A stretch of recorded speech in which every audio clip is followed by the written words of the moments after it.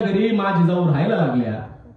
व्याही होते शहाजीराजांचे. आणि एक दिवस रात्री शहाजीराजांना शोधत त्यांचे सासरे जिजाऊंचे वडील लखुजीराव जाधव आले. पूर्ण सैन्य घेऊन आले. रात्री बंडाळी उडाली. पूर्ण वाड्यावर हाहाकार झाला.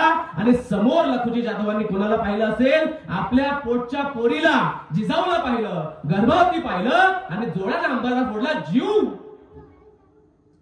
तुझी काय अवस्था झाली आहे? माझ्या जिजाऊ म्हणाल्या, आबा मी व्यवस्थित आहे, माझं सगळं छान चाललंय, आनंदी आनंद आहे.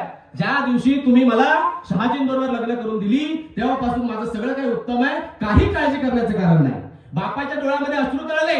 बाप म्हणाला, अगं कशाला जीवाचं रान करून घेतेस, चल माझ्याबरोबर सिंदखेडला, सोडून दे त्या शहाजीला. जिजाऊ म्हणाल्या, आबा तुमचे हे संस्कार नाही.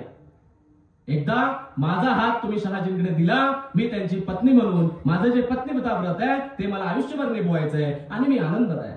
लखुजी राघवांचे डोळे तरळले आणि मोठ्या जड मनानं अंतकरणानं जीवला निरोप घेऊन लखुजी जाऊन निघून गेले. शिवाजी राजे पोटात आहे बाळाचं.